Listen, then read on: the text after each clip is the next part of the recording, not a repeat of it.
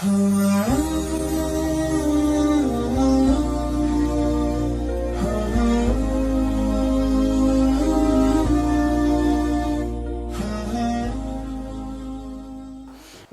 cara mandi junub yang baik Pak Ustadz? Mudah-mudahan ini anak SMP. Saya khawatirnya yang nanya ini anak udah 3. Yang pertama, semua basah. Asal semua sudah basah, sah. Yang mana duluan basah Pak Ustadz? Terserah. Kalau kebetulan di sungai, salto. Atau di kolam renang. Nawaitu rafal hadasil akbari an jamil badani. Aku niat menghilangkan najis besar, hadas besar dari badanku. Lillahi ta'ala. Sah. Kalau cerita rukunnya saja, yang penting semua basah. Tapi kalau mau cerita sunah-sunahnya, ikut sunat-sunatnya, pertama kali basuh tangan. Iza staiqadha ahadukum min naumihi. Kalau kalian bangun tidur, jangan masukkan tangan ke tempat bejana. Bangun tidur malam, dimasukkan tangan ke bak, ke ember, tak boleh. Kenapa tak boleh? Li'annahu la yadri aina batat yaduhu. Karena kau tak tahu tanganmu tadi malam nginap di hotel mana. Cuci dulu tangan di luar bak, habis itu baru kau masukkan air, cuci tangan, maaf cakap cuci basuh kemaluan, setelah itu baru berwudu, macam wudu solat, basuh kumur-kumur hidung, istinsyak, masuk muka, tangan sampai siku, rambut, ke telinga, kaki, habis itu baru basahi sikit-sikit, basahi kaki sebelah kanan, sampai ke mata kaki, sampai ke betis, sampai ke lutut, sampai ke pinggang, sampai ke perut, sampai basah. Sunnah ini apa manfaatnya? Coba baca tulisan. Stroke di kamar mandi. Kenapa orang stroke di kamar mandi? Karena air dingin langsung siram ke kepala. Ketika kulit kepala terasa dingin, darah dari jantung langsung menyembur ingin memanaskan otak kepala. Tapi karena paralonnya tersumbat, maka macet. Coba putar keran, buka keran besar-besar, tapi kemudian pipanya disumbat. Apa yang terjadi? Bam! Pecah pembuluh darah. Macam paham aja Ustadz nih. Kalau tak percaya sama saya tanya dokter. Betul kan Pak Dokter? Oleh sebab itu maka dipanaskan badan dengan cara sejukkan, dingin, sampai akhirnya kepala basah semua. Itu kalau mau mengikut sunnah-sunnah Nabi Muhammad sallallahu alaihi wasallam. Assalamualaikum Pak Ustadz. Waalaikumsalam warahmatullahi wabarakatuh. Apa pendapat Ustadz Somad terhadap vaksin MR yang sudah dilaksanakan di Kepri khususnya, namun belum memiliki sertifikat halal? Sampai hari ini, Majelis Ulama Indonesia belum mengeluarkan label halal terhadap vaksin itu. Ini vaksinnya. Vaksin ini belum ada label halalnya. Saya sudah telepon langsung ke MUI Pusat. Waktu saya diminta sosialisasi di Dinas Kesehatan. Saya diminta Dinas Kesehatan sosialisasi vaksin bayi dengan vaksin cacar, campak, rubella dengan vaksin berangkat haji. Lalu saya takut salah, saya telepon pusat. Ada tak label halal? Belum ada halal dari pusat. Lalu kenapa masyarakat boleh memakainya? Yang ada fatwa darurat. Kalau darurat pilih 2. Mati atau makan babi? Pilih mana? Mati atau makan babi? Nah, banyak yang mau makan babi kan? Tak boleh kita pilih mati. Masuk ke hutan. Sampai di hutan pilihannya cuma 2. Mati atau makan babi? Tiba-tiba kawan, kau pilih mana? Aku mati aja lah. Tak boleh. Ambil babi, colek-colek pakai kecap. Sementara datang pisang. Tapi kalau pisang sudah datang, tinggalkan babi, makan pisang. Nanti kalau datang vaksin yang halal, tinggalkan yang ini, beralihlah ke yang halal. Kalau mudaratnya tingkat tinggi. Tanya dokter kita. Bapak-bapak dokter yang ngaji-ngaji yang amanah. Tanya, Pak dokter, bahaya tak kalau ini tak kupakai? Kata dokter yang amanah tadi, kalau tak kau pakai nanti kau mati. Bolehlah, karena darurat. Tapi kalau kata dia, tak apa-apa. Ustadz Somad waktu kecil dulu, saya tanya mak saya. Mak, aku dulu waktu kecil pernah tak disuntik? Kau dari kecil sampai sekarang tak pernah vaksin-vaksin. Karena kita orang kampung. Asal datang dokter puskesmas mau menyuntik, kularikan kau ke hutan. Sampai sekarang hidup, tak mati-mati. Oleh sebab itu maka, coba tanya dokter yang amanah, apakah kata dia bahaya atau tidak. Kalau kata dia, tak ada tuh Pak, tak bahaya, usah suntik. Tapi kalau kita bahaya, suntik. Cuman yang jadi masalah, udah disuntik, baru nanya saya. Apa boleh buat? Kalau andai pun babi, banyak-banyaklah istighfar. Astaghfirullah. Rabbal baraya, astaghfirullah minal khataya. Mudah-mudahan babi-babi tadi tak bereaksi di dalam.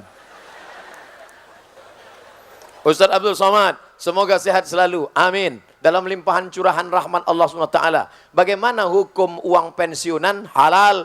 Karena sebetulnya dia bekerja, gajinya itu yang diputar ke depan. Maka pensiunan itu untuk menjaga dia. Supaya anak keluarganya kalau dia sudah mati meninggal dunia. Tetap bisa makan andai tak dapat kerja. Itu penghormatan negara untuk dia. Halalan thayyibah. Siapa saja mahram anak di luar nikah Pak Ustadz? Anak ibu hamil 3 bulan 4 bulan dinikahkan dia dengan laki-laki, nikahnya sah. Makanya Pak Kua tak pernah bertanya, kau mau nikah? Iya. Perutmu berapa bulan isinya? Tak pernah tanya. Nikah perempuan yang dalam keadaan hamil sah. Muncul masalah 4 setelah anak lahir. Ketika anak lahir, anak tidak bisa pakai bin bapaknya. Lalu pakai bin siapa? Terserah, bin kardus, bin botol, bin tiang, bin batang.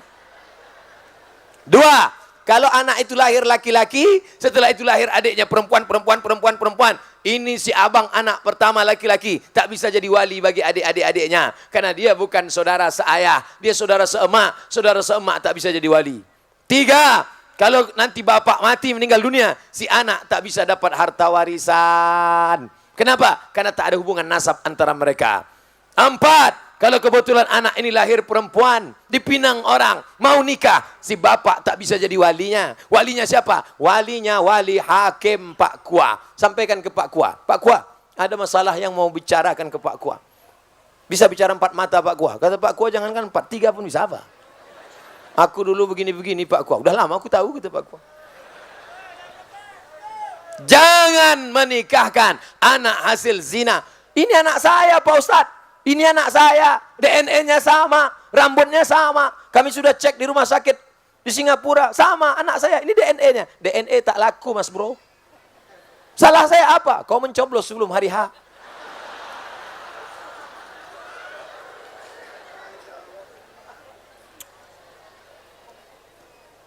Apakah anak yang dilahirkan di luar nikah dengan ayahnya atau adik laki-lakinya termasuk mahram? Anak luar nikah, laki-laki. Lalu kemudian dengan adik-adiknya itu, saudara seibu tetap mahram. Maka dia mahram dengan saudara-saudaranya karena dia dianggap saudara seibu. Dengan ayahnya itu bukan ayah kandungnya. Lalu apa? Tapi dia tetap tidak boleh karena sudah menikah dengan ibunya. Dianggap semacam ayah tirinya. Dia tak ada hubungan nasab. Tapi karena menikah dengan emaknya, maka dia punya hubungan disebabkan oleh pernikahan. Bukan oleh hubungan darah. Beberapa tahun yang lalu, dari Kementerian Agama telah melakukan penetapan ulang arah kiblat di seluruh Indonesia, termasuk di Tanjung Pinang. Sebagian masjid-masjid telah merubah arah kiblatnya sesuai rekomendasi dari Kemenak. Panjang betul ceritanya.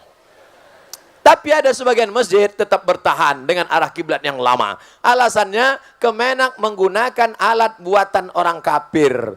Ada lagi yang beralasan kalau arah kiblatnya tidak pas betul, tidak menjadi masalah. Yang penting hatinya mengarah ke kiblat. Oh kalau gitu membelakangi kiblat aja. Mana kiblat? Belakang. Kau kenal nggak ada urusan? Hati. Yang penting kan hatinya. Sama macam orang-orang yang bilang, kau kenapa tak berjilbab? Yang penting hatinya berjilbab. Nanti datang orang gila tak bercelana. Kau kenapa telanjang? Yang penting hatinya pakai baju. Otak. Ini pakai otak apa otak-otak? Tidak boleh ikut itu. Karena alatnya orang kafir. Mikrofon ini siapa yang buat nih? Mikrofon yang buat orang kafir. Itu maka tulisannya on off. Seandainya orang Islam pasti tulisannya al-hayah wal maut. Ini lampu. Ini lampu ini yang buat orang kafir. Ini lampu, ini mikrofon yang buat semua.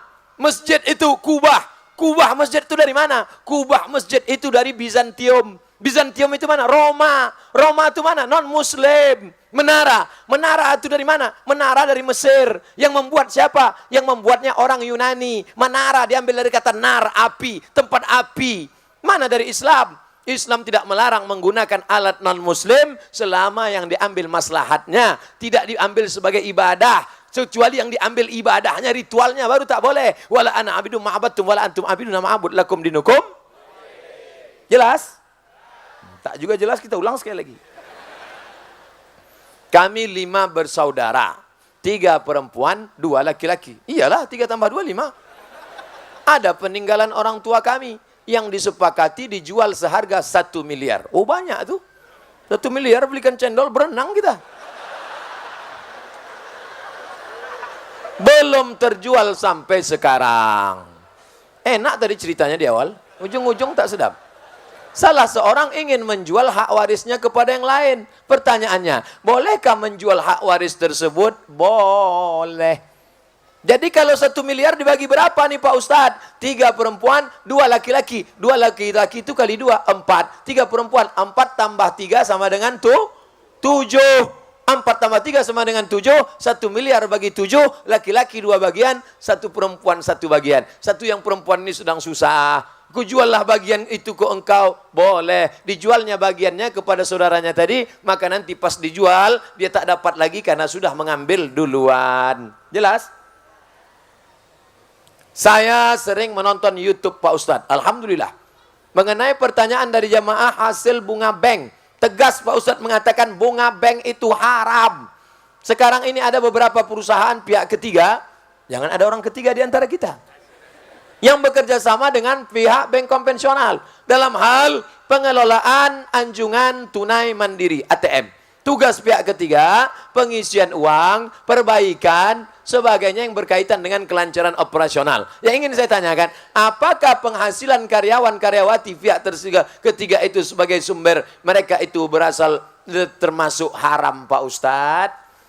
Mereka ini menjual jasa, tidak pihak yang berkaitan langsung. 3 yang dilaknat. Siapa yang dilaknat? Akilar riba, yang makan riba. Wa mukilahu, orang yang dikasih makan riba. Wa katibahu, penulisnya, pencatatnya. Kulluhum sawa, semuanya mereka sama statusnya. Adapun orang pegawai bank beli nasi bungkus di samping rumah makan Minang Maimbau. Tiba-tiba datang pegawai bank beli. Pak, beli nasi 10 bungkus. Apa kata penjual? Kami tak jual nasi ke engkau karena duit kau haram. Bapak jual semen, toko bangunan, datang orang beli. Pak, saya beli semen 10 sak. Apakah Bapak tanya, duit kau dari mana? Duit halal apa duit haram? Yang penting barang yang kita jual halal. Yang penting barang yang kita jual halal. Nah, ini menjual jasa. Jasa yang dia jual halal, tidak terkait langsung. Adapun kalau dia langsung baru menjadi haram. Penulisnya, saksinya, orang yang diberi, orang yang memberi, orang yang meminjam, menerima pinjaman langsung. Adapun yang tak langsung, yang terkait dengan operasional, yang terkait dengan tak langsung, maka tidak disebut dengan memakan riba. Bapak Ibu yang dimuliakan Allah Subhanahu wa taala, mudah-mudahan takbir akbar kita malam ini berubah menjadi amal. Tak ada gunanya pengajian ramai. Nanti kalau ditanya orang, bagaimana pengajian malam tadi? Ramai. Apa buktinya ramai? Sampah berserak-serak besok pagi. Semua sampah masukkan ke kantong. Yang membawa botol bawa balik, letakkan di tempat sampah. Saya sendiri saya bawa. Nih, tak boleh sebar, saya bawa. Tak boleh berserak-serak. Karena Islam mengajarkan at-tahuru satrul iman. Kesucian, kebersihan, sebagian daripada iman. Orang yang mengatakan Islam kotor, Islam jorok, gara-gara melihat lapangan. Tengok tuh gara-gara Ustaz Somad datang, berserak sampah. Maka bersih, koran-koran, kotoran, sampah, bawa semua balik. Dan yang paling penting adalah berubah kajian malam ini menjadi amal soleh. Mudah-mudahan mengalihkan tabungan ke Bank Riau Kepri Syariah, mengalihkan ke bisnis Islami, beramal karena Allah. Yang selama ini memikirkan mati. Kata dia harta tak dibawa mati, mobil bisa dibawa mati. Kau wakafkan untuk mobil ambulan, duit bisa dibawa mati, sekolahkan anak yatim. Alhamdulillah Ustaz Somad, sebelumnya jamaah ini pelit, tapi setelah ikut pengajian Ustaz Somad, sedekahnya meningkat. Dulu sebelum pengajian 2000, setelah ikut pengajian 2500. Ala hazihin niyah wa kulli niyatin salihah, untuk niat yang baik-baik. Al-Fatihah. A'udzu billahi minasyaitonir rajim. Bismillahirrahmanirrahim. Alhamdulillahi Rabbil Alamin. Ar-Rahmanir Rahim. Maliki Yaumiddin. Iyyaka na'budu wa iyyaka nasta'in. Ihdinas siratal mustaqim. Siratal ladzina an'amta 'alaihim ghairil maghdubi 'alaihim waladdallin. Amin. Allahumma anzilir rahmata was salamata wal barakata ala hadhil jamaah. Turunkanlah keselamatan, kerahmatan, keberkahan kepada seluruh jamaah yang hadir malam ini ya Allah. La tada'lana zamban illa ghafartah. Semua yang pulang dari majelis ini bersih dari dosa-dosanya ya Allah. Wala dainan illa qadaita. Hutang piutangnya tolong melunasi supaya tidak terjebak dalam riba ya Allah. Wala maridan illa syafaita. Saudara kami, sahabat kami, orang tua kami yang kau uji dengan penyakit, angkat penyakitnya, sehatkan ya Allah. Wala mayyitan illa rahimta. Yang meninggal dunia, curahkan rahmat, ampunan dan kasih sayangmu pada mereka ya Allah. Wala raghiban illa anjabta. Yang ingin punya anak, berikan anak yang saleh dan salihah. Min huffazil Quran, menjadi anak-anak penghafal Al-Quran. Wala raghiban wala aziban illa zawajta. Yang lajang, yang gadis ingin menikah, temukan dengan jodoh yang soleh dan solihah. Mudahkan urusan pernikahan mereka ya Allah. Allahumma aslih syababal muslimin. Anak-anak muda kaum muslimin, jaga mereka dari zina ya Allah. Jaga mereka dari perbuatan keji dan mungkar ya Allah.